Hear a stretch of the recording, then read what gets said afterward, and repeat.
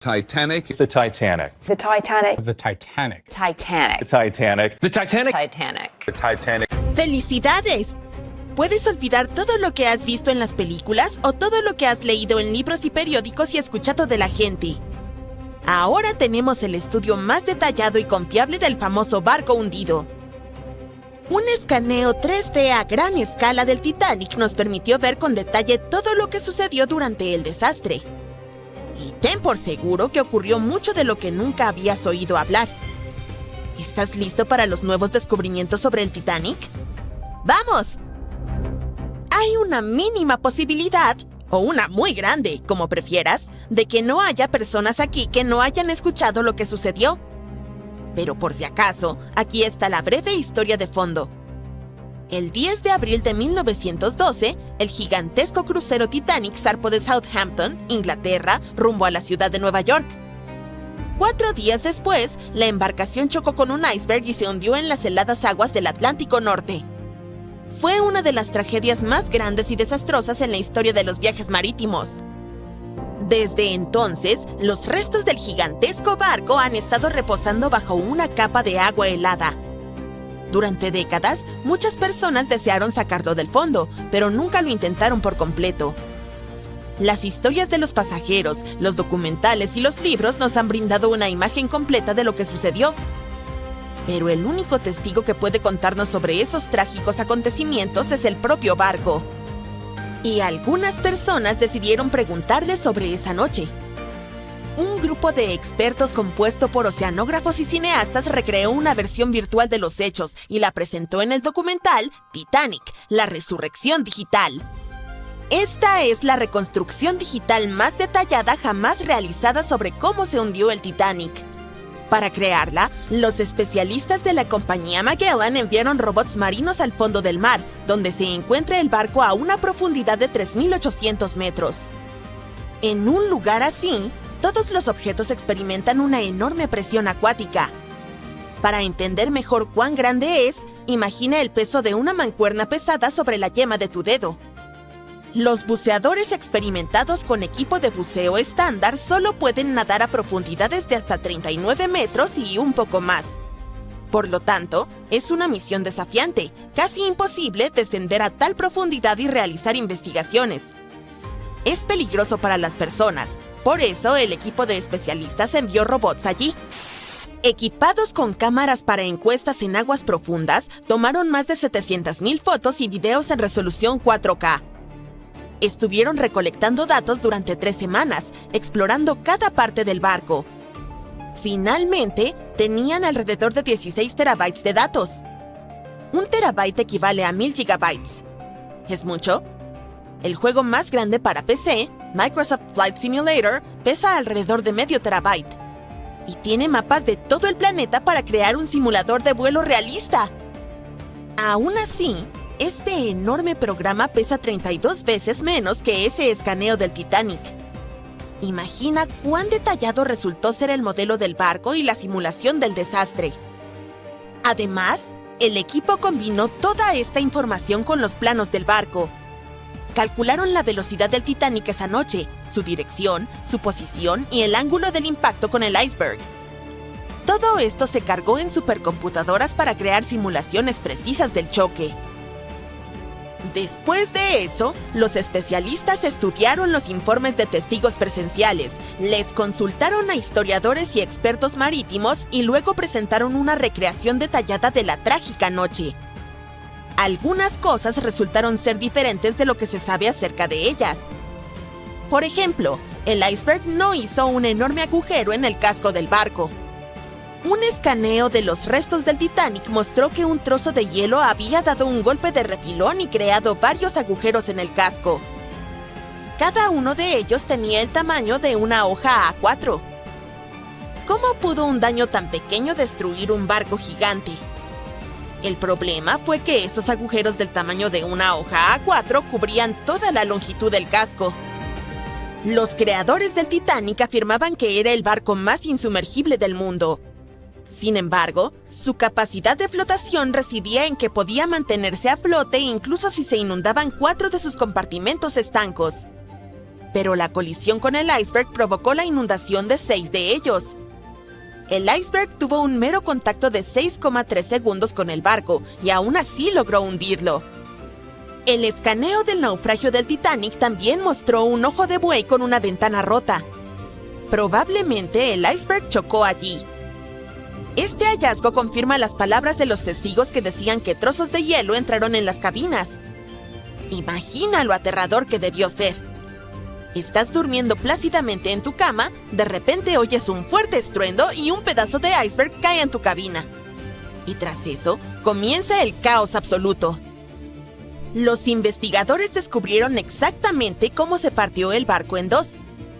En la famosa película, todos vimos cómo la parte trasera del barco se elevó sobre el agua y luego se rompió. En efecto, la embarcación se rompió, pero no tan suavemente como vimos en la pantalla. Sí, la magnitud del desastre fue terrible, pero la realidad fue aún peor. El barco no solo se rompió, se desgarró en dos. Partes de madera y metal del barco, tuberías, trozos del casco, paredes, todo se desgarró y dobló. Las cabinas de primera clase se partieron en dos. Imaginen el chirrido del metal que resonó en esa fría noche. Investigadores compararon otros hechos del Titanic con la película. Uno de ellos fue la historia sobre el primer oficial William Murdoch. En la película, su personaje atacó a los pasajeros que intentaban abordar el bote, pero en realidad, todo sucedió de manera diferente. Un superviviente del Titanic, Charles Littler, dijo que William Murdoch se había ahogado mientras trataba de bajar un bote salvavidas al agua. No atacó a nadie, pero aún así enfrentó un destino trágico. No hay detalles exactos, pero escaneos de alta resolución han confirmado esta versión. Sin embargo, una de las historias más impresionantes y heroicas que ocurrieron en el Titanic tuvo lugar en la sala de calderas. Con la ayuda de robots, los expertos descubrieron que una de las válvulas de vapor del barco había quedado abierta. Este hallazgo solo confirma los testimonios de los testigos oculares de que los ingenieros permanecieron en la sala de calderas más de 2 horas después de la colisión con el iceberg. Este grupo de valientes mantuvo el suministro eléctrico hasta el final. ¿Por qué lo hicieron? La iluminación adecuada en el Titanic ayudó a que las personas bajaran los botes de forma segura al agua. La energía eléctrica también hizo que el Titanic fuera visible para los barcos distantes. Además, los pasajeros informaron que las luces del barco seguían encendidas incluso cuando estaba sumergido bajo el agua. La valiente hazaña de los ingenieros ayudó a salvar las vidas de cientos de pasajeros. ¿Quién sabe? Tal vez una investigación más profunda del barco nos revele más sobre otras acciones heroicas de los pasajeros y miembros de la tripulación. Acciones que valdrán la pena para hacer una película sobre ellas. Además de estudiar la embarcación, los investigadores también escanearon el lecho marino alrededor del naufragio, donde no solo había partes del Titanic, sino también pertenencias de los pasajeros, incluidas monedas de oro, relojes de bolsillo, peines, zapatos y así sucesivamente, esparcidas. Por cierto, muchos de esos objetos han sido recuperados del fondo y vendidos en varias subastas. También puedes ver algunos artefactos del barco en museos especializados. Uno de esos se llama Titanic Belfast y se encuentra en Irlanda del Norte. Apenas ha pasado un siglo desde que el Titanic se hundió, pero los científicos dicen que, en solo unas décadas, sus restos podrían desaparecer casi por completo. Mientras tanto, un naufragio griego de madera, con unos 2.400 años de antigüedad, sigue viéndose bastante bien. ¿Será por algún tipo de magia antigua en la construcción de barcos, los materiales, o algo completamente diferente? Bueno, vamos a averiguarlo. En la esquina roja, el infame Titanic. Realmente no necesita presentación. Era el barco más grande de su época, con casi 900 pies de largo, construido con placas de acero resistente y unido con remaches de hierro y acero. Funcionaba con máquinas de vapor alimentadas por carbón. Adentro había comedores, elevadores, hasta una alberca. En 1912, el Titanic zarpó de Southampton rumbo a Nueva York, con unas 2.200 personas a bordo. 4 días después, chocó con un iceberg. El casco se abrió. El agua entró a raudales, y el barco insumergible se fue al fondo del Atlántico Norte, a casi 2,5 millas de profundidad. Cuando los exploradores finalmente lo encontraron en 1985, se veía sorprendentemente completo, con 2 grandes piezas casi intactas. Pero el tiempo, la presión y el agua salada lo han ido desgastando desde entonces. Partes como las barandillas se han desmoronado, las cubiertas se han hundido y secciones enteras están empezando a desintegrarse. A este ritmo, los expertos creen que para 2037 la mayor parte de lo que queda podría desaparecer. Mientras tanto, en la esquina azul está el retador griego. En 2018, investigadores que exploraban el Mar Negro hicieron un descubrimiento muy diferente. A unos 6,600 pies bajo la superficie, encontraron un barco mercante griego que se hundió alrededor del 400 a.C. Mide apenas unos 75 pies de largo, pero aún se reconoce claramente como un barco. El mástil y el timón son visibles. Lo más probable es que fuera un barco de carga construido para viajes cortos y medianos, transportando mercancía entre puertos en vez de cruzar océanos abiertos. Sea lo que haya pasado, se hundió en las profundidades del Mar Negro, y ahí se quedó, sorprendentemente bien conservado. La madera no se ha desintegrado, y la forma del barco aún se reconoce fácilmente, incluso después de tanto tiempo. Parece imposible, pero la explicación es realmente genial. En casi cualquier situación, la madera es mucho menos resistente que el acero. El acero es uno de los materiales más resistentes que el ser humano ha creado. Puede soportar presiones enormes y cargas pesadas durante años. Por eso los barcos modernos, los rascacielos y los puentes se construyen con él. La madera es suave, flexible y mucho más débil. Se deteriora bastante rápido, sobre todo cuando se expone a la luz solar, el oxígeno y el agua. Los naufragios de madera están condenados a desintegrarse tarde o temprano. El agua salada se filtra, las fibras se descomponen y los organismos vivos empiezan a devorarla. En mares cálidos y poco profundos, la madera se convierte en alimento para los gusanos de barco. Bueno, en realidad no son gusanos, sino moluscos que perforan la madera como termitas submarinas. Se alimentan de barcos de madera y en solo un par de décadas, ¡puf!, desaparecen. Así que, por toda lógica, el Titanic, hecho de acero sólido, debería ser el que más dure, y el barco griego, hecho de madera, debería haberse vuelto polvo hace siglos. Pero eso solo aplica cuando ambos están expuestos a un ambiente similar. Los restos del Titanic están en el Atlántico Norte. Es uno de los ambientes más hostiles de la Tierra. El naufragio yace a unos 12,500 pies de profundidad, donde la presión es más de 370 veces mayor que en la superficie. Las temperaturas rondan apenas por encima del punto de congelación, y el agua está cargada de sal y oxígeno disuelto. Cuando el hierro y el acero se encuentran con el oxígeno y el agua salada, forman óxido de hierro, es decir, herrumbre. Pero el deterioro del Titanic no es solo químico, también es biológico. En los años 90, los científicos descubrieron unas bacterias especiales en el naufragio llamadas Alomonas titanicae. Estos microbios se alimentan del metal mismo, formando estructuras frágiles con forma de estalactita llamadas rústicles. Los rústicles pueden parecer sólidos, pero son frágiles y huecos, como coral hecho de óxido. Conforme crecen, se desprenden, llevándose pedazos del barco con ellos. Cada rústicle que cae significa que un poco más del Titanic desaparece. Si a eso le sumas las fuertes corrientes submarinas y la presión de las profundidades, es fácil entender por qué el naufragio se está desmoronando lentamente. El Mar Negro, por otro lado, tiene características fascinantes que lo hacen único. Su estructura es como un pastel de capas gigante, hecho de 2 océanos completamente diferentes apilados uno sobre otro. Arriba tienes agua de mar normal, llena de oxígeno y vida marina. Pero por debajo de unos 600 pies es todo lo contrario. La capa más profunda es densa, salada y está completamente aislada de la superficie. Los científicos lo llaman estratificación, lo que significa que las capas casi no se mezclan, algo así como el aceite y el vinagre cuando se asientan en una botella. Eso pasa porque los ríos de un lado traen mucha agua dulce, mientras que el agua salada del Mediterráneo se cuela por un paso angosto cerca de Turquía. El agua dulce flota encima porque es más ligera, atrapando la capa más pesada y salada debajo. Ahora viene lo interesante. Esa capa inferior ha estado sellada durante miles de años. No le llega oxígeno, así que la vida marina que depende de él no puede sobrevivir.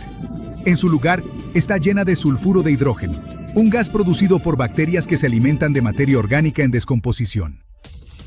En otras palabras, El ambiente ayuda a conservar los materiales al prevenir la descomposición biológica típica. Sin oxígeno, ni criaturas vivas que se alimenten de madera o metal. Lo que se hunde ahí básicamente queda congelado en el tiempo, por mucho tiempo. Y realmente funciona. Incluso cosas delicadas como cuerdas, cuero y telas han sobrevivido a esas profundidades. Por eso los arqueólogos aman este lugar. Han registrado más de 60 naufragios, griegos, romanos, bizantinos y otomanos. Muchos de ellos notablemente bien conservados. Los constructores de barcos antiguos eran verdaderos artistas. No tenían máquinas ni soldadura de metal, pero sabían cómo hacer la madera lo suficientemente fuerte para resistir tormentas y largos viajes. Para el siglo V a.C., los constructores griegos habían desarrollado barcos capaces de recorrer rutas comerciales de larga distancia en el Mediterráneo. Sus diseños se mantuvieron prácticamente iguales durante siglos. Podríamos decir que eran los camiones del mundo antiguo, solo que más lentos. Con el tiempo, los humanos siguieron mejorando sus barcos. Para la Edad Media, los veleros tenían múltiples mástiles y aparejos complejos, lo que les permitía cruzar océanos en vez de solo navegar pegados a la costa. Luego, llegó la era de las exploraciones. Enormes barcos de madera con cañones, comercio global e imperios marítimos. Para el siglo XIX, la madera había llegado a su límite. Las máquinas de vapor reemplazaron a las velas, y el hierro y el acero reemplazaron a la madera. Los barcos se volvieron más grandes, más rápidos y más fuertes. Cuando el Titanic fue construido en 1912, representaba la cúspide absoluta de la tecnología naval. Hasta tenía electricidad. Aunque el Titanic no se hubiera hundido, de todas formas, no estaría navegando hoy. Quizás sería un museo flotante, pero una cosa es segura. La película habría sido muy diferente. Hoy en día, los científicos trabajan a contrarreloj para preservar ambos tipos de naufragios, los que están congelados en el tiempo y los que se desvanecen rápidamente. En el Atlántico Norte, submarinos robóticos están mapeando el Titanic con escaneos tridimensionales antes de que el naufragio colapse por completo. Mientras tanto, en el Mar Negro, drones submarinos exploran sin perturbar nada, capturando barcos que lucen casi nuevos, completos con anclas, cerámica y decoraciones talladas. Como el fondo marino de ahí ha estado aislado desde siempre. No solo sobreviven los barcos. Vasijas antiguas, herramientas e incluso rastros de aldeas siguen enterrados en las oscuras capas de sedimento sin perturbar. Es un lugar que necesitas en tu mapa si te interesa la arqueología marina. Pero no todos los naufragios se dejan intactos. En todo el mundo, cada vez es más común convertir naufragios históricos selectos en museos submarinos administrados. En lugar de mantenerlos fuera de alcance, científicos y conservacionistas invitan a buzos a explorarlos de manera responsable. Por ejemplo, frente a las costas de Grecia, un naufragio antiguo de la era clásica ahora funciona como un sitio de buceo protegido. En la mayoría de los casos, mover barcos hundidos es impráctico y se arriesga a dañarlos. Están más seguros bajo el agua hasta que llegue alguna nueva tecnología. Quizá no estemos tan lejos de un futuro donde submarinos comerciales permitan a todos ver el gran Titanic en persona. Eso es muy poco probable, claro, pero en un escenario hipotético, solo nos queda esperar que suceda mientras el barco aún esté ahí. Llegaron nuevas fotos exclusivas del Titanic, por mucho, las mejores hasta ahora. Durante gran parte de este siglo, esa enorme. Cuando aparecieron las primeras imágenes del naufragio del Titanic en septiembre de 1985, el mundo se detuvo.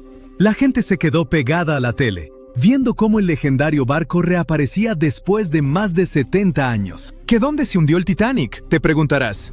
Está ubicado a unos 650 kilómetros de la costa de Terranova, en Canadá. Este supuesto barco insumergible descansa en completa oscuridad a unos 3.800 metros, bajo la superficie. Sí, así de profundo está el Titanic, pero incluso después de una caída tan larga hasta el fondo del océano, la parte frontal, conocida como la proa, todavía se ve sorprendentemente intacta. O sea, los barandales seguían ahí, las cadenas del ancla también, incluso las elegantes curvas del casco que quizá reconoces de fotos antiguas. Pero en las noticias casi no se hablaba de la popa en ese entonces, y hay una razón por la que todavía casi no se menciona. Verás, estas imágenes eran algo más que solo fotos hipnotizantes y espeluznantes. Imágenes en video. Eran la prueba de lo que realmente pasó cuando se hundió el Titanic. Por fin estábamos obteniendo algunas respuestas sobre este desastre de 1912, cuando más de 1.600 personas perdieron la vida.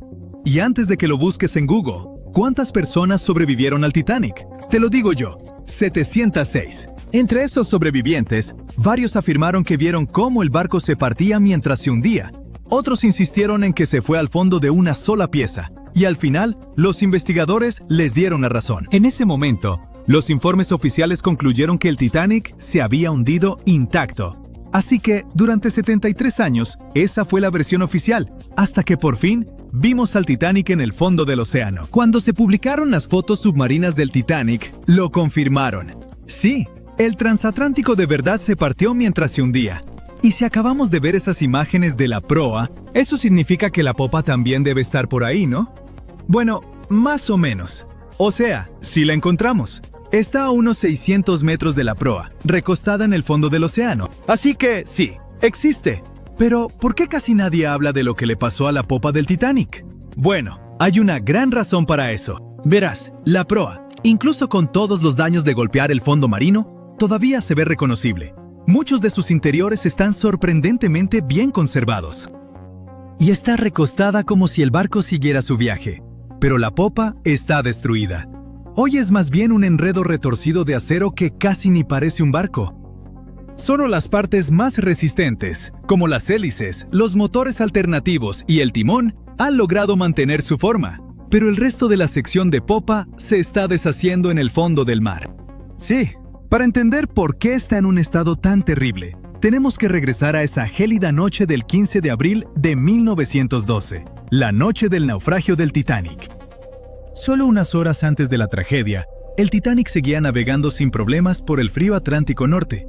La popa estaba llena de vida, con familias platicando, música sonando, la vida siguiendo como siempre.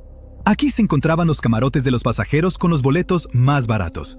Por eso a los viajeros de tercera clase también se les conocía como pasajeros de steerage. Pero la popa no era solo para los pasajeros. También albergaba muchas de las áreas de almacenamiento del barco, incluidos los compartimentos de carga, cuartos de equipaje, cocinas, camarotes de la tripulación e incluso las zonas de ingeniería. Y quédate con ese dato, porque va a ser importante en un momento. Así que vayamos directo al momento en que el transatlántico chocó contra el iceberg.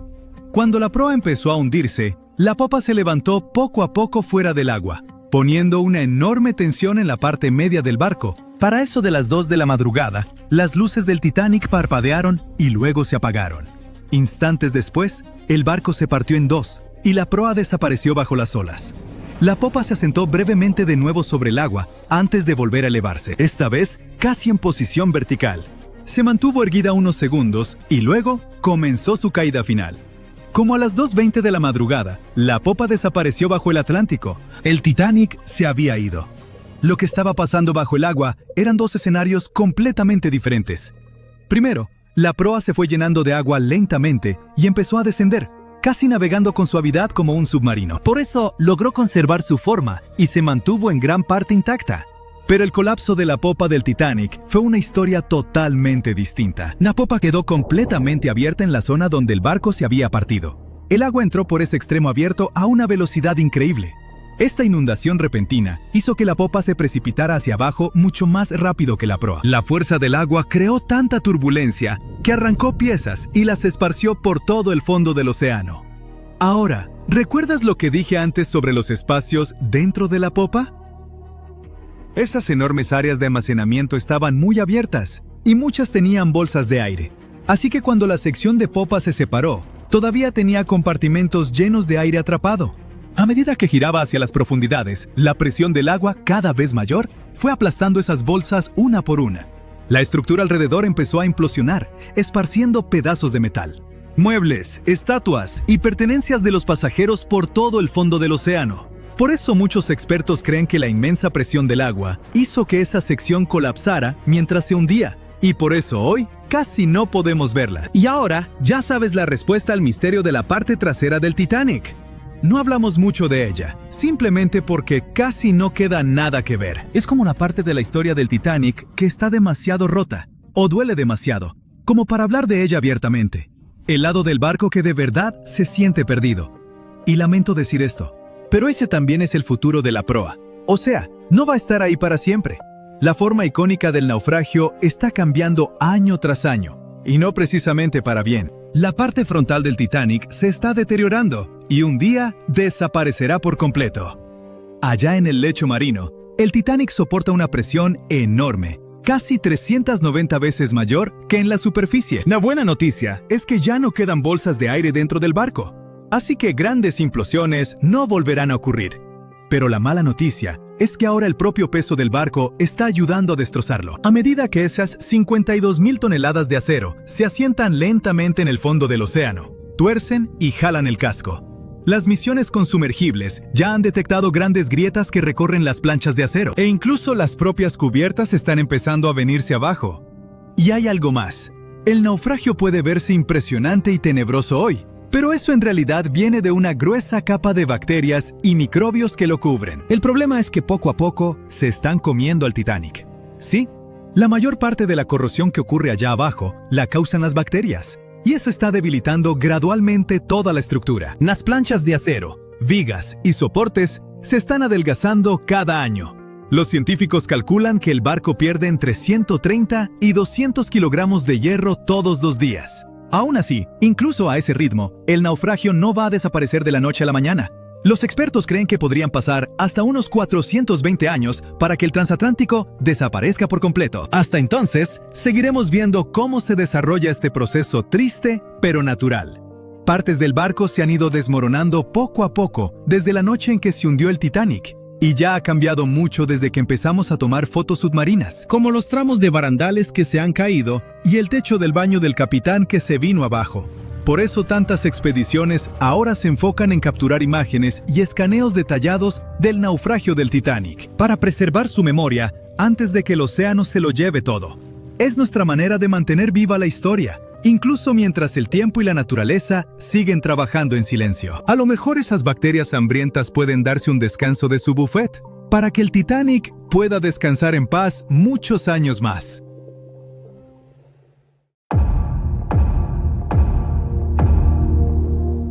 El famoso Titanic no llevaba binoculares la noche que más se necesitaban. Los vigías estaban ciegos, indefensos y condenados. Y el barco se hundió, llevándose a cientos de vidas. ¿No? Pues es solo uno de tantos mitos en todo un océano de verdades a medias, rumores y relatos dramatizados, en los que el Titanic sigue navegando. Sí había binoculares a bordo. El problema real era el acceso. Estaban bajo llave en un armario del nido de cuervo, el puesto de vigía, pero la llave se perdió. Un tripulante llamado David Blair, que debía zarpar en el Titanic, fue reasignado a otro barco a última hora. Se le olvidó dejar la llave. La llave que, literalmente, podía salvar cientos de vidas, estaba en su bolsillo, lejos, mientras el Titanic se hundía. Pero nunca sabremos qué habría pasado si hubiera estado ahí. Esa noche el cielo estaba despejado, pero no había luna que iluminara, y tampoco viento. Así que el mar estaba como espejo y no había ondas, las señales habituales de icebergs cerca. Luego está la idea de que el Titanic cruzaba el Atlántico a toda prisa para romper un récord de velocidad, pero los historiadores no están de acuerdo. La tripulación sabía que había hielo por la zona, pero en lugar de reducir, siguieron a unos 22 nudos.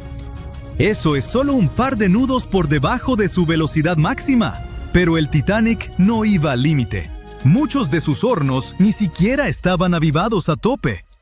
Y en esa época era normal seguir adelante y confiar en que los vigías verían el hielo antes de que el barco lo golpeara. Esos enormes transatlánticos no eran de tomárselo con calma, eran de llegar a tiempo, con precisión. Barcos como el Titanic eran prácticamente los trenes express del mar, y cualquier retraso habría sido un desastre de imagen. Así que sí, conocían los riesgos, pero no los veían como gran cosa. Al fin y al cabo, muchos barcos ya habían tenido sustos, y salieron bien librados. No veían el hielo como una gran amenaza entonces, ni siquiera temían choques de frente. Y seguro has oído que la White Star Line, la empresa dueña del Titanic, lo promocionaba como insumergible. En 1910, la compañía presumía a sus dos nuevos gigantes del océano, el Titanic y su gemelo, el Olympic. Sus anuncios decían con orgullo que estaban diseñados para ser insumergibles. La empresa con eso quería decir que, en teoría,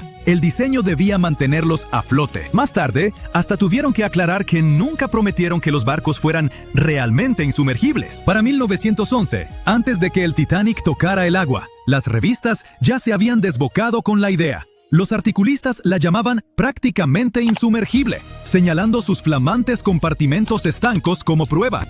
Y así, la leyenda nació antes de que el barco saliera del muelle. Después del hundimiento, incluso un directivo de White Star Line admitió en la investigación oficial que cuando oyó la noticia, no la creyó. De veras pensaba que el Titanic no podía hundirse. Pero lo de insumergible nunca fue su principal gancho. White Star Line no vendía tanto seguridad como lujo. El Titanic debía ser la joya del viaje oceánico, enorme, elegante y rebosante de comodidad. Otra historia que se nos quedó es que, antes de golpear el iceberg, un incendio de carbón ardía en una de las carboneras del Titanic. Habría debilitado el casco y lo volvió más vulnerable. Algunos incluso dicen que ese fuego provocó o aceleró el hundimiento. Bueno, es parcialmente cierto. Sí hubo un incendio de carbón en una de las carboneras antes del viaje. Incendios en carboneras no eran raros en los buques de vapor de la época. Podían arder en brasas durante días, pero no era nada parecido a un fuego descontrolado. Las cronologías, los diarios de la tripulación y los análisis estructurales indican que un fuego de esa intensidad y en esa posición no pudo causar un daño estructural fatal. Si el incendio hubiera hecho tanto daño, el barco habría fallado incluso antes del choque. Pero el Titanic se mantuvo a flote por más de 2 horas, lo que indica que el verdadero villano seguía siendo el iceberg. Otra vuelta de esa historia es que pudo distraer a la tripulación, impidiéndoles atender bien la situación del iceberg. Eso suena más plausible, pero aún así no es lo mismo que decir que el fuego fue el verdadero culpable. Hablando de culpables reales, no hay duda de que fue un iceberg, pero el desastre que provocó fue mucho más sutil que una gran brecha estilo película en el casco. En lugar de eso, produjo muchas microfracturas en los remaches, las costuras y las juntas metálicas. Cada una era casi imperceptible, pero como el barco iba en marcha, el agua entraba de forma constante por esas microhendiduras a presión. Se filtró poco a poco en varios compartimentos y llenó 6 secciones estancas. El Titanic se mantuvo a flote a duras penas, tomando agua, y fue cediendo compartimento tras compartimento. Se hundió en un lapso de 2 horas, no en cuestión de minutos. Si el iceberg hubiera abierto el casco de forma catastrófica, el barco habría caído casi de inmediato, y la gente no habría tenido tiempo de reaccionar ni de escapar. Tristemente, no todos tuvieron esa oportunidad de todos modos. Seguro recuerdas la escena desgarradora de la película Titanic, en la que los pasajeros de tercera intentan subir a cubierta, pero los encierran abajo en su sección. Bueno, eso es solo parcialmente cierto. Sí había barreras que separaban a las clases, pero estaban sobre todo para cumplir las leyes migratorias de Estados Unidos. Los pasajeros de tercera, que iban a América en busca de una nueva vida, debían pasar revisiones médicas y trámites de inmigración. Por eso viajaban en cubiertas separadas. Había algunos botes salvavidas para ellos, aunque no en las zonas de tercera. Así que tenían que atravesar un laberinto de pasillos y escaleras para llegar arriba. Y muchos pasajeros de tercera ni siquiera quisieron intentarlo, porque no querían dejar su equipaje. Al final, solo alrededor de 1/4 parte de los pasajeros de tercera sobrevivió, pero nadie los mantuvo a la fuerza en las cubiertas inferiores. Ahora cambiemos de tema y hablemos de hechos del Titanic que antes se negaban o se pasaban por alto, pero que ya se han probado ciertos. Por ejemplo, la mayoría de los planos y diagramas que has visto en documentales no muestran una cubierta oculta bajo la línea de flotación llamada fondo interior. Muchos ingenieros externos ni la entendían del todo ni la mencionaban. Esa cubierta oculta se extendía casi a lo largo de todo el barco y tenía 44 tanques estancos separados. La mayoría eran para lastre de agua, algunos para agua dulce. También había tanques laterales, babor y estribor, que ayudaban al equilibrio. El fondo interior era como el organizador integrado del barco. Dividía al Titanic en secciones separadas, permitiendo que distintas partes se mantuvieran equilibradas y fueran más fáciles de controlar. Estaba diseñado para mantenerse a flote con hasta 4 compartimentos de proa inundados. Tristemente, el encuentro con el iceberg abrió 6 compartimentos, y ya sabes lo que pasó después. Y por último, mi mito favorito del Titanic, que el barco se partió limpiamente en 2, como en una escena de acción de Hollywood. Culpen a James Cameron por eso. Todos lloramos al verlo, Pero la realidad fue mucho más fea. Durante muchos años, tras la tragedia, los sobrevivientes no se pusieron de acuerdo en lo que vieron. Algunos dijeron que el barco se hundió entero. Otros juraron que se partió. A los segundos no les creyeron, hasta que los científicos hallaron el pecio en 1985. Entonces, se confirmó por fin la verdad. El Titanic sí se había quebrado en dos, pero nada limpio. El metal se torció, se desgarró y se hizo trizas, mientras la popa se alzaba y dos fuerzas opuestas lo desgarraron. Y para hacerlo aún más trágico, la gente seguía aferrada a la mitad trasera cuando ésta se quebró y se hundió en la oscuridad.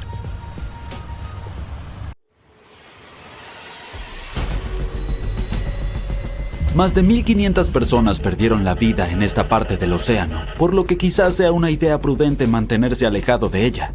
El lugar donde se hundió el RMS Titanic sigue siendo peligroso.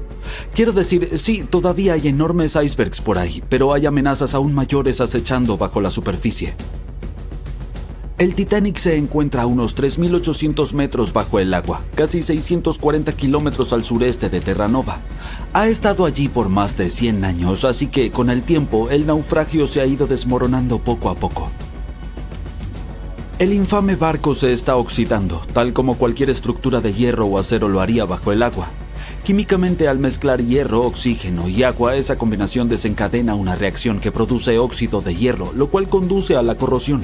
Así que las placas de acero, vigas, todo eso se está debilitando. Partes del revestimiento se están derrumbando, como el techo del baño del capitán y una sección de la barandilla que colapsó no hace mucho. Pero en el caso del Titanic, gran parte de esa corrosión es causada por bacterias que consumen hierro. Cuando el barco se hundió, se partió en dos grandes piezas, la proa y la popa, que quedaron a casi 600 metros de distancia en el fondo del mar. Y ahora ambas piezas están cubiertas por una biopelícula, una capa viviente de bacterias, hongos marinos y todo tipo de otros microbios. Con el tiempo, los microbios que se alimentan del hierro del barco han creado estas cosas llamadas rustículos y en realidad están acelerando la descomposición del naufragio. Los científicos dicen que la popa se está deteriorando mucho más rápido que la proa, principalmente porque sufrió más daño cuando el barco se hundió.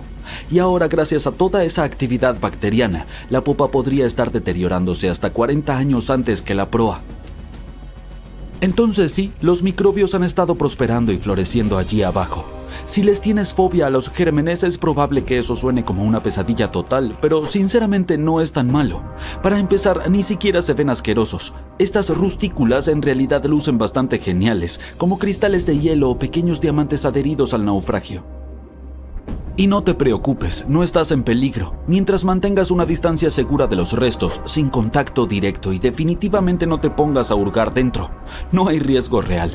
Hablando de acercarse peligrosamente, tenemos que mencionar el desastre del sumergible Titán. Ya sabes, el que implosionó de forma catastrófica en 2023 durante un viaje al naufragio del Titanic. Lamentablemente, las 5 personas a bordo perdieron la vida. Aunque este viaje se vendía como una aventura turística, adentrarse tanto en el océano no es un juego. Es aterrador, frío y oscuro. La luz solar es absorbida por el agua y no puede llegar mucho más allá de unos 1000 metros bajo la superficie. Más allá de ese punto, el océano está en total oscuridad, todo el tiempo. El Titanic yace en una región conocida como Zona de Medianoche, precisamente por esta razón. Las pocas personas valientes que han visitado los restos dicen que el descenso dura más de 2 horas a través de una oscuridad total. Luego, de repente, el fondo del océano aparece a la vista, iluminado por las luces del sumergible. El segundo gran desafío es encontrar verdaderamente el naufragio. A esa profundidad, navegar no es tarea fácil. Cuando llegas al fondo realmente no sabes con exactitud dónde te encuentras. Es como si estuvieras tanteando en la oscuridad sabiendo que el Titanic está en algún lugar por ahí, pero no puedes verlo. Sin embargo, los mapas detallados del sitio del Titanic, elaborados a partir de décadas de escaneos de alta resolución, realmente son de gran ayuda. A medida que el naufragio comienza a hacerse visible, pueden usar esos mapas para mantenerse en el camino correcto. Además, el sonar y los sensores le permiten a la tripulación detectar características y objetos, incluso si están muy fuera del reducido haz de luz del submarino. Por ejemplo, el sumergible Titán tenía un sensor llamado registro de velocidad Doppler. Este emite ondas sonoras para medir qué tan rápido se mueve el sumergible y a qué profundidad se encuentra basándose en su distancia desde el fondo del océano. Sin embargo, pasajeros de viajes anteriores al Titanic en este sumergible han comentado lo difícil que es orientarse una vez que llegan al fondo del océano. Y no podemos olvidar la presión. Cuanto más profundo te adentras en el océano, más presión ejerce el agua sobre todo. Y la presión es increíblemente alta en el lugar del naufragio del Titanic. Para ponerlo en perspectiva, es unas 200 veces la presión dentro de una llanta de automóvil. Por eso los sumergibles necesitan paredes supergruesas para soportarla. Así que sí, el agua alrededor del Titanic tiene microbios espeluznantes, una oscuridad total y una presión increíble. Pero hay algo más que sucede allá abajo y son las corrientes impredecibles. Estás familiarizado con ellas. Quiero decir, cuando nadas en el mar, normalmente puedes sentir las corrientes tirándote de un lado a otro. Sin embargo, el océano profundo tiene su propio conjunto de corrientes submarinas. No son tan fuertes como las que sientes en la superficie, pero aún pueden mover enormes cantidades de agua. Estas pueden ser causadas por factores como el viento, diferencias en la temperatura del agua y en la salinidad, o incluso por extrañas tormentas en el fondo del océano llamadas bentónicas. Estas pueden volverse intensas y revolver el lecho marino. Como mencioné anteriormente, el naufragio del Titanic está en dos grandes piezas, el frente y la parte trasera, y los investigadores han estado examinando el lecho marino de la zona circundante. Una parte del naufragio está cerca de esta fría corriente submarina llamada corriente límite occidental. Fluye hacia el sur y mueve lodo y arena a lo largo del lecho oceánico, lo que crea ondulaciones y patrones que muestran cuán fuerte o débil es la corriente. La mayoría de las veces las corrientes allí no son muy fuertes. Incluso encontraron ondulaciones de arena cerca de donde aterrizó todo el escombro del Titanic, como muebles, carbón y simplemente cosas al azar del barco, y esas ondulaciones muestran una corriente que fluye de este a oeste. Pero dentro del sitio principal del naufragio, la situación se pone un poco más complicada. El agua fluye más de noroeste a suroeste, probablemente porque todos los enormes pedazos del barco están alterando el flujo.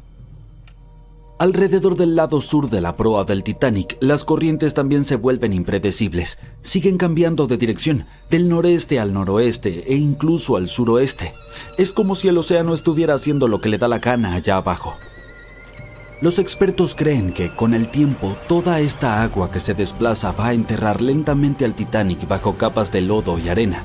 Poco a poco, el naufragio podría simplemente desvanecerse y desaparecer bajo el fondo del océano. Bien, ahora es momento de abordar el tema evidente aquí, los icebergs. Sí, todavía son un problema para los barcos hoy en día. En 2023, alrededor de 380 icebergs flotaron hacia las rutas marítimas concurridas entre América del Norte y Europa. Eso es un problema. Verás, cuanto más grande es el iceberg, más fácil es de detectar y evitar. Sin embargo, los hielos más pequeños son mucho más difíciles de detectar, aunque no son menos peligrosos. Y eso se debe a que la parte más riesgosa está bajo el agua, donde nadie puede verla. Piensa en el iceberg que hundió al Titanic. Los pasajeros vieron unos 30 metros de él sobre el agua, pero se cree que eso es solo alrededor del 16% de su tamaño total. Los expertos dicen que el resto, oculto bajo las olas y mucho más grande de lo que se ve, podría extenderse varios cientos de pies hacia abajo. La buena noticia es que, a diferencia de los tiempos del Titanic, ahora tenemos más tecnología para detectar icebergs con anticipación. Los barcos modernos cuentan con radares e imágenes satelitales que pueden identificar amenazas heladas escondidas en la oscuridad. Algunas embarcaciones incluso utilizan sonar e imágenes térmicas para ver a través de la niebla, ayudando a la tripulación a detectar icebergs sobre la superficie. El GPS y el AIS eligen rutas más seguras. Y los centros de monitoreo alrededor del mundo envían alertas en tiempo real, como si tuvieras un asistente personal para detectar icebergs. Así que sí, es una mejora considerable en comparación a depender solo de binoculares. No tendrás que preocuparte por los icebergs en tus próximas vacaciones en crucero, incluso si pasa por la ruta del Titanic.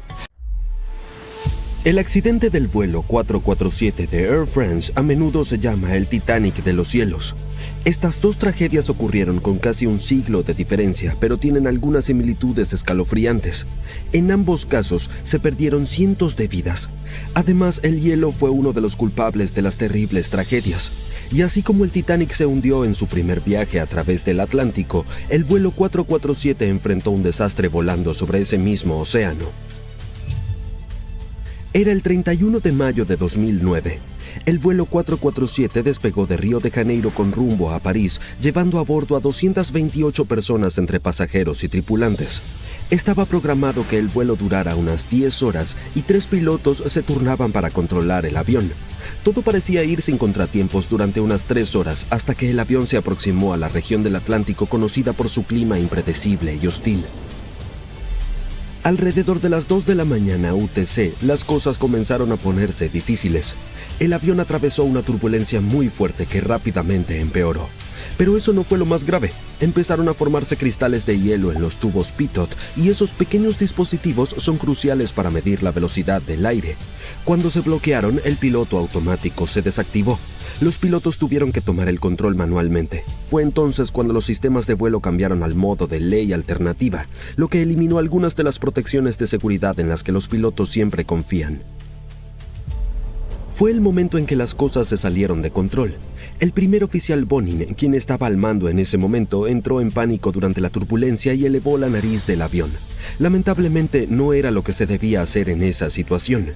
El cambio repentino hizo que el avión perdiera velocidad de manera alarmante y activara una advertencia de pérdida. Inexplicablemente, en lugar de bajar la nariz para recuperar velocidad, Bonin siguió subiendo.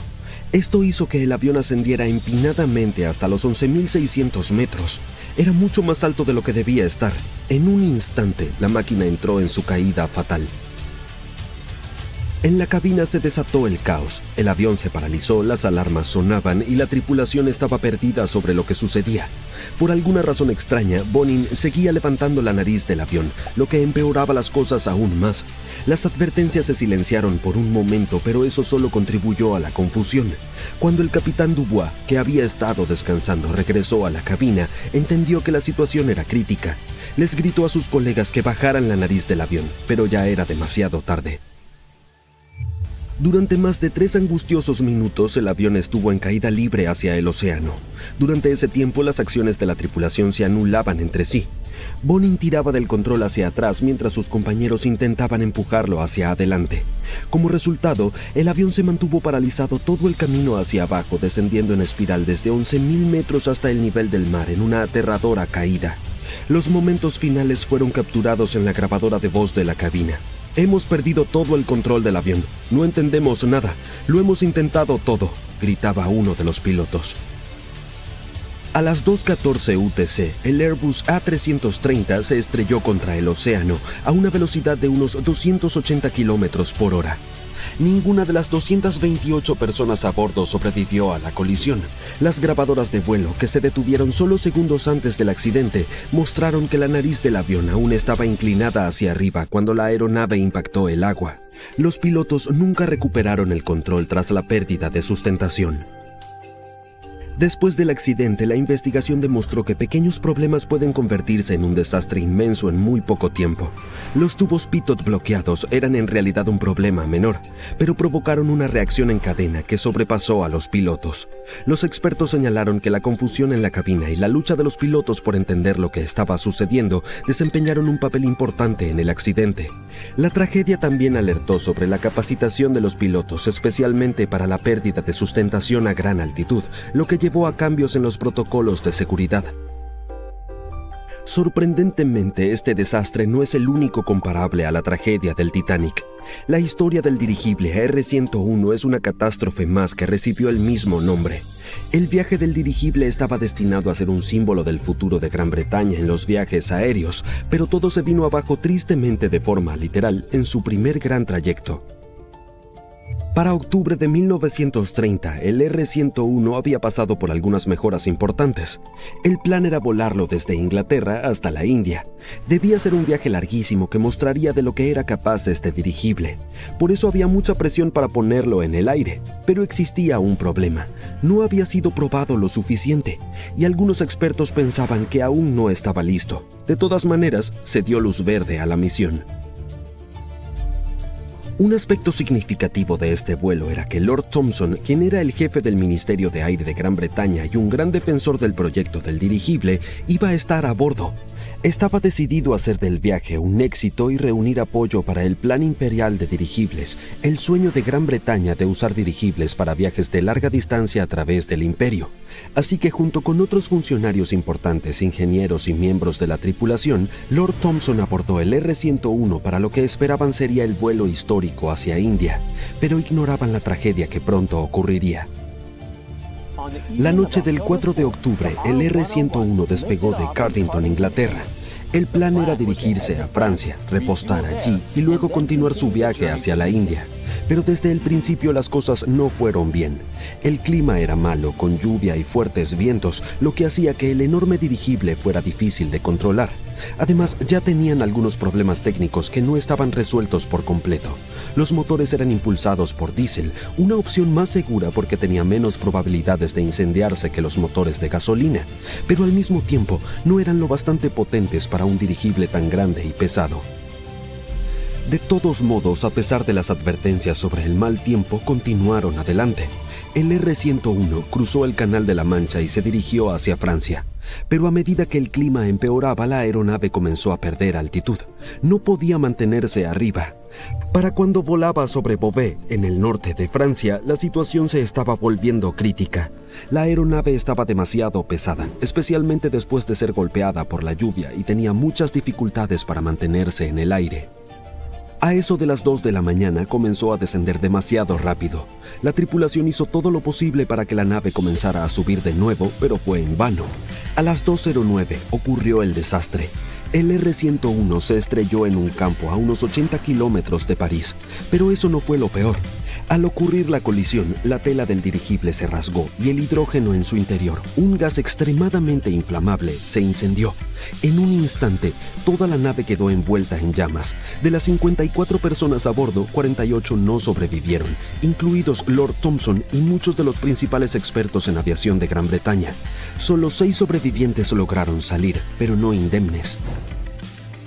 Entonces, ¿qué salió mal? Nuevamente fue una mezcla de problemas. Por un lado, fallos de diseño. El R-101 era demasiado pesado, incluso después de todas las modificaciones. Sus motores no eran lo bastante potentes como para soportar tal peso, en especial en mal clima, lo que nos lleva al siguiente problema. Volar en una noche tormentosa y ventosa empeoró las cosas. La lluvia añadió peso extra, provocando que el dirigible perdiera aún más sustentación. Como muchos dirigibles de la época, el R-101 estaba lleno de gas hidrógeno increíblemente inflamable. Justo después del desastre, esto provocó que el fuego se propagara demasiado rápido como para controlarlo. Finalmente, hubo muchas personas que pensaron que el R-101 no estaba listo para un viaje tan exigente, pero cierta presión adelantó el vuelo a pesar de sus numerosos problemas técnicos. El accidente del R-101 marcó el fin de la era de los dirigibles en Gran Bretaña. El plan imperial de dirigibles fue cancelado tras la tragedia y las autoridades británicas decidieron abandonar los dirigibles por completo. Hubo una investigación pública y la ¿Cómo pudo hundirse en solo 2 horas y 40 minutos un barco construido por las mentes más brillantes de su época y considerado insumergible? Quizás podamos resolver el misterio adentrándonos en los tornillos del Titanic. Y lo digo literalmente. Todo comenzó con una elegante cena en Londres en 1907. Lord William James Parry tenía una gran idea y necesitaba a las personas indicadas a bordo. Invitó al director de la compañía naviera británica, White Star Line, a conversar.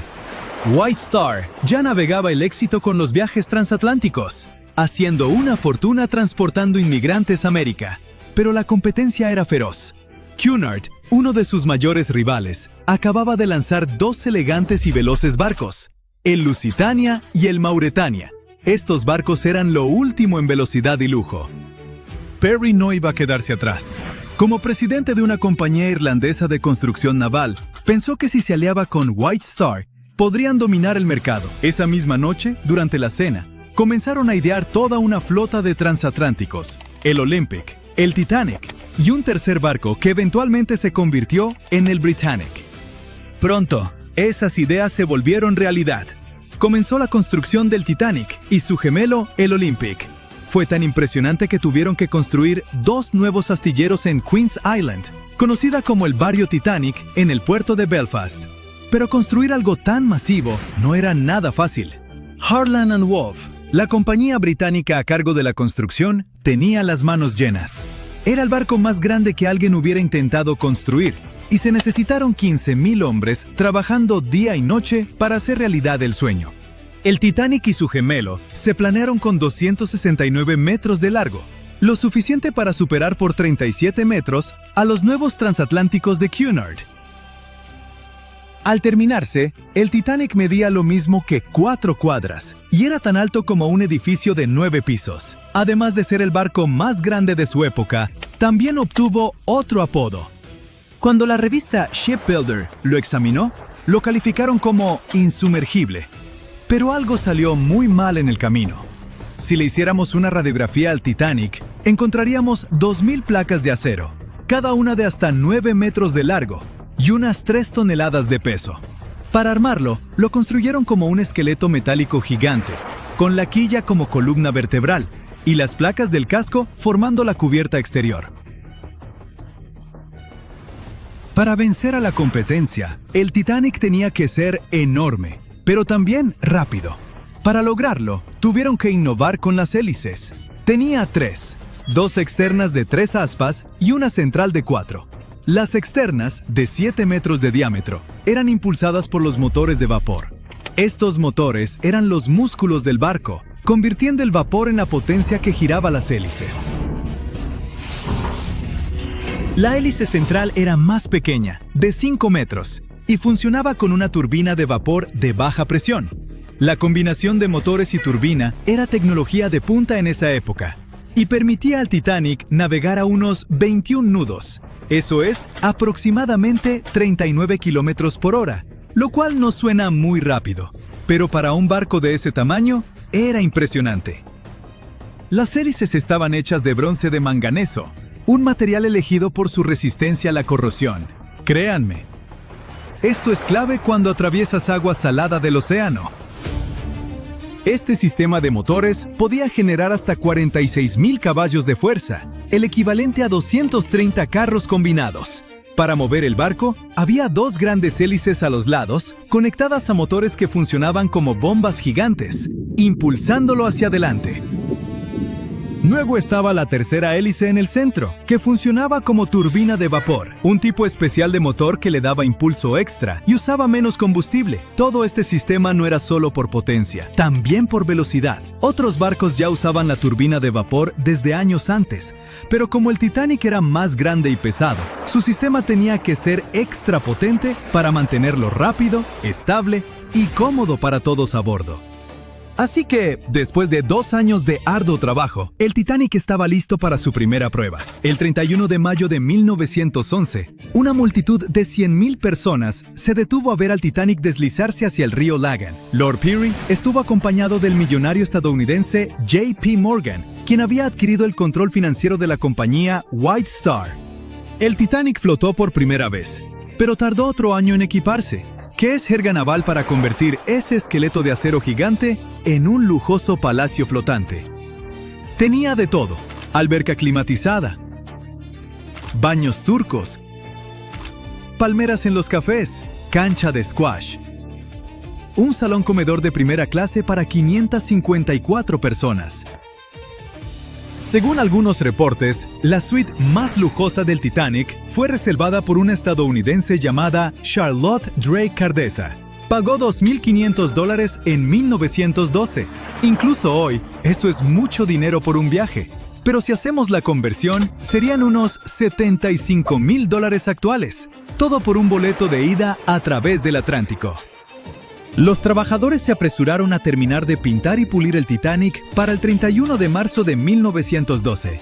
El capitán de White Star, Edward John Smith, de 62 años, abordó para supervisar las pruebas finales del transatlántico más grande del mundo. El capitán incluso dijo que este sería su último cruce del Atlántico. Al llegar a América, se retiraría. El 10 de abril, el barco estaba listo para su viaje inaugural. Zarpó hacia Southampton para cargar carbón y a sus primeros pasajeros. La pasajera Sylvia Caldwell le preguntó a un marinero si ese barco gigantesco era realmente insumergible, a lo que él respondió con la icónica frase: «Ni Dios mismo podría hundir este barco». 4 días después de zarpar, el RMS Titanic encontró su destino. Aunque el barco recibió advertencias sobre icebergs, navegaba muy rápido en la oscuridad. Cuando los vigías finalmente vieron el iceberg, estaba demasiado cerca para detenerse o virar. Imaginen intentar frenar de golpe un carro enorme. Ahora imaginen que ese carro pesaba 20,000 veces más que un vehículo normal y se movía absurdamente rápido. Cuando el Titanic intentó esquivarlo, terminó raspando el iceberg por un costado. Aunque la tripulación intentó frenar y girar, el barco rozó el iceberg, abriendo 100 metros del casco y dañando 6 de 16 compartimentos estancos. Esto hizo que la proa se hundiera, mientras la popa se elevaba, como cuando un lado de una palanca pesa demasiado. En un ángulo pronunciado, el barco comenzó a partirse por la mitad, y así fue como finalmente se hundió. Pero, ¿por qué el casco y los remaches se rompieron tan fácilmente? Una expedición en 1991 descubrió piezas del casco del Titanic y encontró que el acero usado era extremadamente frágil, especialmente en temperaturas bajo cero como las de esa noche. El acero no se dobló ni cedió bajo presión. Se rompió como vidrio, empeorando mucho el impacto. Los análisis químicos revelaron que el acero tenía altos niveles de azufre, lo que lo debilitaba. Este tipo de acero frágil, combinado con la alta velocidad y las temperaturas bajo cero, fue una receta para el desastre. Bueno, había fallas en los materiales, pero el diseño del barco también tenía serios problemas. Esos compartimentos estancos no estaban completamente sellados en la parte superior, así que cuando el agua entraba, se desbordaba de un compartimento a otro, acelerando el hundimiento. Si el barco se hubiera construido con mejor acero, un casco doble o compartimentos estancos mejorados, el desastre podría haberse evitado. Quizás lo suficiente para que el RMS Carpathia llegara a rescatar a todos a bordo. El Titanic no era insumergible, pero para su época fue un triunfo de la ingeniería y el lujo. El problema es que ni los mejores diseños pueden siempre vencer a la naturaleza. El vigía grita: «¡Iceberg justo adelante!». El Titanic golpea el hielo. El agua empieza a inundarlo. Los pasajeros de tercera clase están encerrados. No hay suficientes botes salvavidas para todos. Cunde el pánico. Los violines suenan. El barco se hunde. Bueno, todos conocemos la historia de la película Titanic como si fuera la palma de nuestra mano a estas alturas. Pero, ¿y si te dijera que Hollywood nos mintió? Para contar la verdadera historia de lo que sucedió esa fría noche de 1912, necesitamos retroceder un poco. El vigía grita: «¡Iceberg justo adelante!». Sí, esa parte era cierta. Justo antes de las 11:40 de la noche, Frederick Flett notó algo más oscuro que el mar directamente delante. A medida que el barco se acercaba, se dio cuenta de que era un iceberg. Las máquinas se invirtieron rápidamente y el barco giró de forma brusca. En lugar de chocar de frente, el Titanic rozó el costado del iceberg y esparció hielo sobre la cubierta delantera en el proceso. Si recuerdas, en la película, Jack y Rose están teniendo un momento romántico cuando sienten que el barco tiembla tras golpear el iceberg. Todo se sacude como si estuvieran en medio de un ligero terremoto. Algunos pasajeros de la vida real informaron haber sentido algo similar después del impacto, pero según el sobreviviente del Titanic, Frank Prentice, no fue exactamente así. Dijo que no hubo un impacto como tal y todo se sintió más como si estuvieras frenando de golpe con tu auto. El barco se detuvo y eso fue todo. Algunas personas incluso durmieron durante la colisión, lo que confirma que no hubo un impacto tan abrupto. El señor Prentice, curioso por lo que había ocurrido, salió de su cabina y se dirigió a la cubierta. Cuando llegó allí, todo lo que pudo ver fue un poco de hielo en la superficie, no el colosal iceberg que Jack y Rose notaron. Sin embargo, como todos sabemos ahora, el verdadero daño ocurrió por debajo de la línea de flotación, donde el iceberg tenía una esquirla dentada que abrió una grieta de 91 metros en el casco del Titanic. Una vez que la tripulación se dio cuenta de la gravedad del daño, comenzaron de inmediato a enviar llamadas de auxilio a los barcos cercanos para pedir ayuda. En algún punto de la película, el operador de radio va al capitán y le dice que solo hay un barco cerca, el RMS Carpathia, que más tarde termina rescatando a muchos pasajeros. Pero en la vida real había más barcos alrededor. Se cree que el SS Californian estuvo a solo unos 37 kilómetros de distancia. Este podría haber visto efectivamente al Titanic hundirse o al menos haber visto sus cohetes estallar alto en el cielo. Sin embargo, por razones que nunca comprenderemos del todo, su personal no intentó ayudar. Regresemos a la historia. Ahora la gente necesita desembarcar el barco. A las 12:45 el bote salvavidas número 7 fue el primero en ser descendido. Al igual que en la película, se les dijo a las mujeres y los niños que se subieran primero. Pero en realidad algunas mujeres dudaron e incluso se negaron a entrar en los botes salvavidas. El señor Prentice dijo que esto sucedió principalmente por dos razones. Primero, estos botes salvavidas estaban a gran altura y los pasajeros estaban aterrorizados por la caída de 21 metros desde la cubierta hasta el océano. Y segundo, la mayoría de las mujeres no creían que el Titanic realmente se hundiría. Después de todo, lo llamaban insumergible, así que la idea de subirse a un bote salvavidas parecía inútil en ese momento. Esta mentalidad probablemente explica por qué Lois Smith, una pasajera de primera clase, recordó que al principio no hubo pánico ni caos. Otros sobrevivientes confirmaron esto, puesto que dijeron que no había mujeres ni niños llorando. Pero una cosa que en verdad era preocupante, al menos para la tripulación, era la posibilidad de que los botes salvavidas se hundieran bajo demasiado peso. Esta es una de las teorías de por qué los primeros botes salvavidas partieron llevando solo una fracción de su capacidad total. Como el bote salvavidas número 7, que solo llevaba 27 personas aunque podía albergar hasta 65. En total, el Titanic tenía 20 botes salvavidas que podían transportar a aproximadamente la mitad de las 2.200 personas a bordo esa noche. Pero eso no sucedió y ahora sabemos que los pasajeros no tenían idea de que no había suficientes para todos. Mientras las mujeres abordaban tranquilamente los primeros botes salvavidas, los músicos se dirigían a la cubierta. Su único objetivo era tocar y mantener la calma entre los pasajeros. Eso es un hecho bastante conocido, pero la verdadera historia es que algunos sobrevivientes dijeron que nunca vieron ni escucharon a la banda, ni a ningún violinista. No es que Hollywood te haya engañado. Sin embargo, los músicos tocaron durante más de 2 horas después de que el barco chocara con el iceberg. Así que quizá estos pasajeros estaban demasiado aterrados para notar las canciones, o los músicos comenzaron a tocar más tarde de lo que pensamos. Ahora es momento de hablar sobre el terrible trato que los pasajeros de tercera clase recibieron. La película retrató a la tripulación como cruel, como si hubieran encerrado a los menos afortunados bajo cubierta como animales, sin darles oportunidad de llegar a los botes salvavidas para salvar sus vidas. Pero la investigación oficial del desastre sugirió que eso no era cierto. Es decir, sí, menos pasajeros de tercera clase sobrevivieron en comparación con los de primera y segunda clase, pero hubo otros factores en juego. Muchos pasajeros de tercera clase se mostraron reacios a abandonar el barco aferrándose a sus pertenencias y tuvieron más dificultades para subir desde sus camarotes que estaban en los extremos del barco. Algunos sobrevivientes confirmaron que no estaban encerrados. De hecho, fue todo lo contrario. La señora George Wabi, una mujer libanesa que viajaba en tercera clase, dijo que cuando estalló el caos, algunos valientes miembros de la tripulación y pasajeros de primera clase bien vestidos en realidad la ayudaron a subir a la cubierta de primera clase y finalmente a un bote salvavidas. Al principio, el Titanic se hundía lentamente, poco a poco. Los pasajeros informaron haber visto el agua subir y haber escuchado estallidos y cuarteaduras.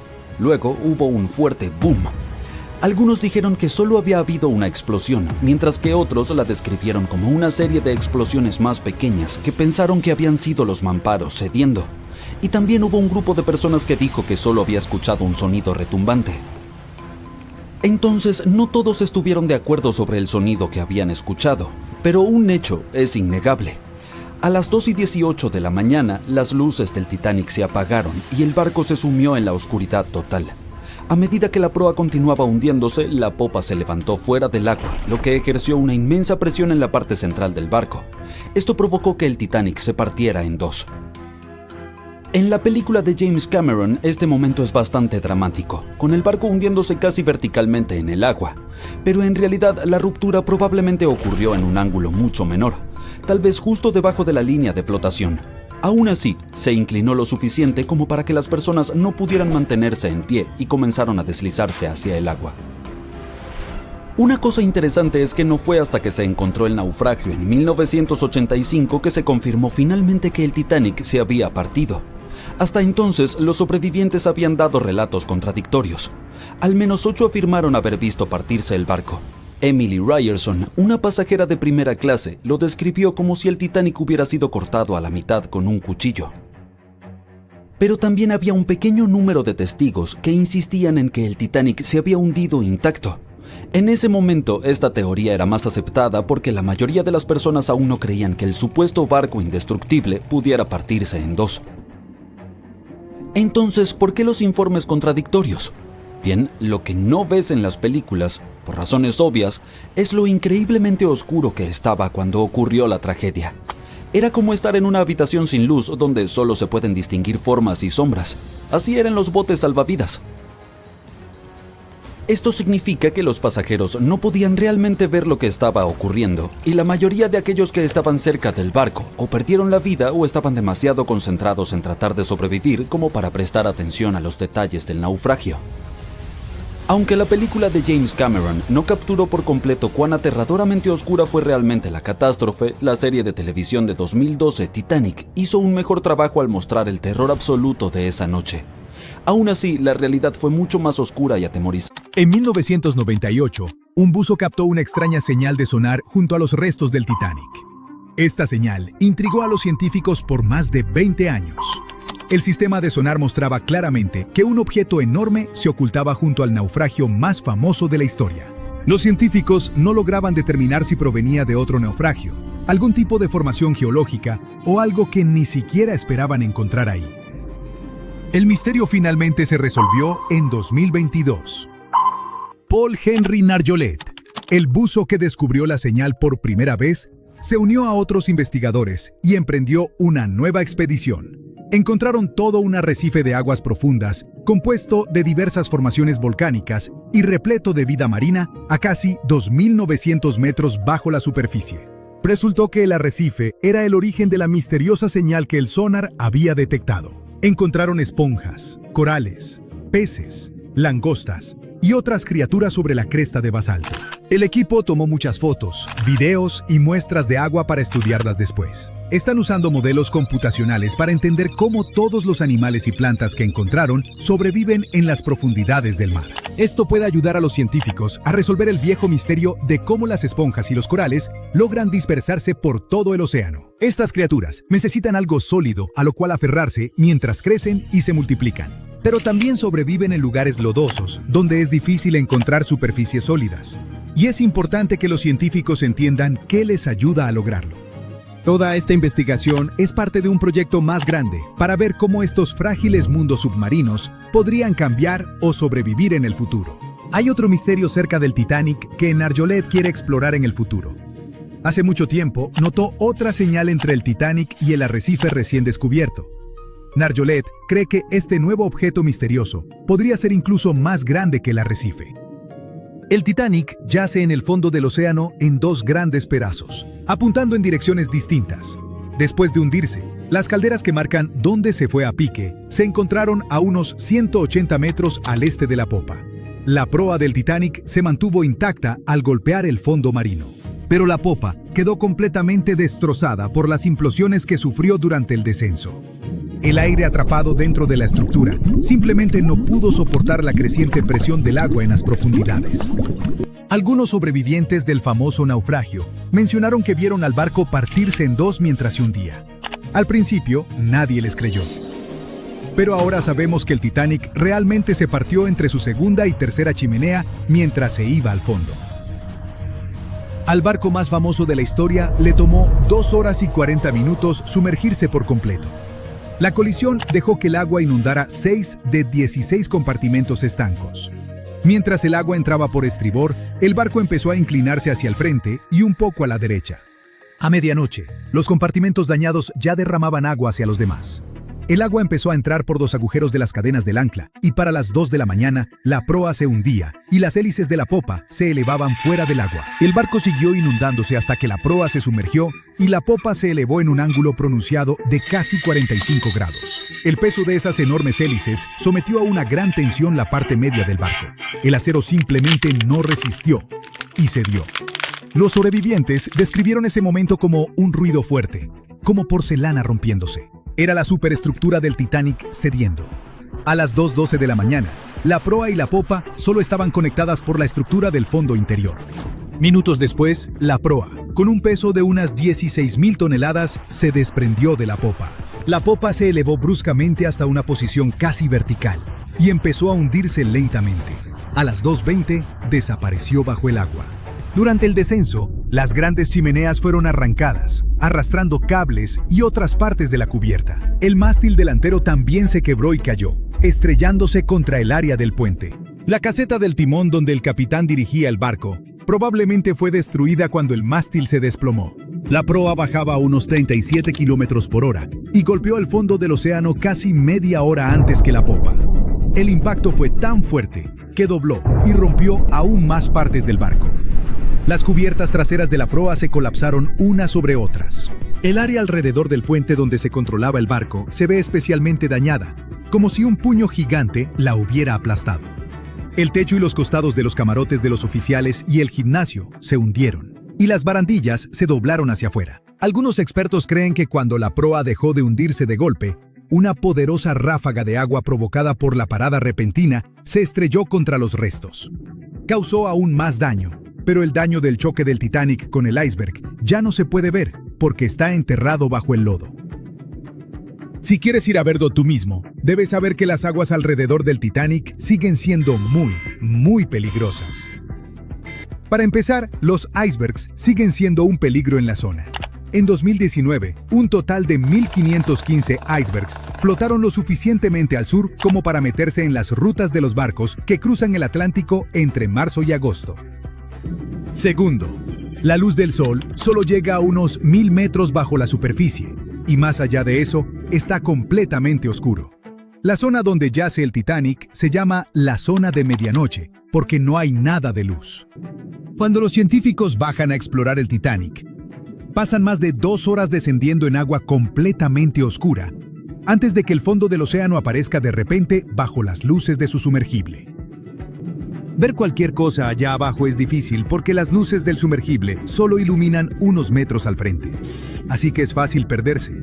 Para orientarse, los exploradores usan mapas detallados del sitio del naufragio creados durante muchos años y herramientas especiales como acelerómetros y giroscopios para rastrear la posición y orientación de la nave. Aún con toda esta tecnología, sigue siendo muy difícil orientarse allá abajo. Además, entre más profundo vas en el océano, mayor es la presión del agua a tu alrededor.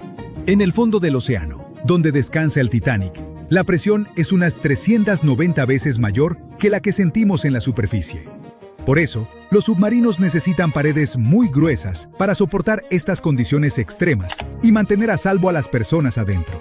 Las corrientes allá abajo no son tan fuertes como en la superficie, pero a veces las llamadas tormentas bénticas pueden crear poderosas corrientes submarinas capaces de arrastrar cosas del fondo del océano. El Titanic se ve afectado por ellas. Las corrientes cerca de él fluyen principalmente de este a oeste y de noroeste a suroeste, pero pueden cambiar de dirección mucho, especialmente alrededor de la sección de la proa. Muchos expertos creen que con el tiempo, estas corrientes moverán suficiente arena y lodo como para cubrir los restos del Titanic con capas de sedimento. Después de más de 100 años bajo el agua, el Titanic poco a poco empezó a deteriorarse. Pequeños microbios han ido devorando el metal a lo largo de los años. Esto creó formaciones oxidadas parecidas a estalactitas, llamadas rustículos. Estos rustículos hacen que el barco se desmorone aún más rápido, especialmente en la parte trasera. Los científicos creen que esta sección se deteriora 40 años más rápido que la delantera. Los restos se van derrumbando poco a poco cada año. Pero mientras nadie los toque ni entre en ellos, deberían mantenerse mayormente intactos por ahora. Y finalmente, los científicos encontraron evidencia de que enormes deslizamientos de tierra ocurrieron alrededor del naufragio del Titanic hace mucho tiempo. Estos deslizamientos enviaron toneladas de sedimento deslizándose desde la pendiente continental cercana. Creen que el último gran deslizamiento así ocurrió hace decenas de miles de años y dejó capas de sedimento de hasta 100 metros de espesor. Pero no te preocupes, estos eventos son extremadamente raros.